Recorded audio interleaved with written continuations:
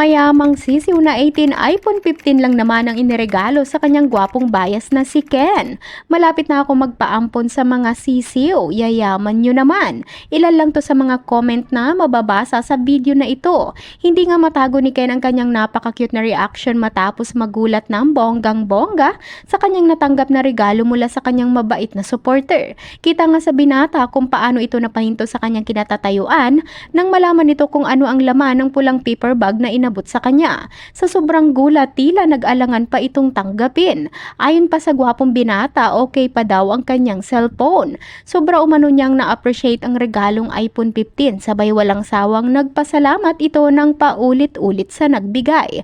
Ayon sa mga komento na lubos din naman natuwa at nagulat, grabe, na-touch ako, sobra grabe talaga ang power ng 18, the best talaga pati si Ken, napa-priceless din ng reaction.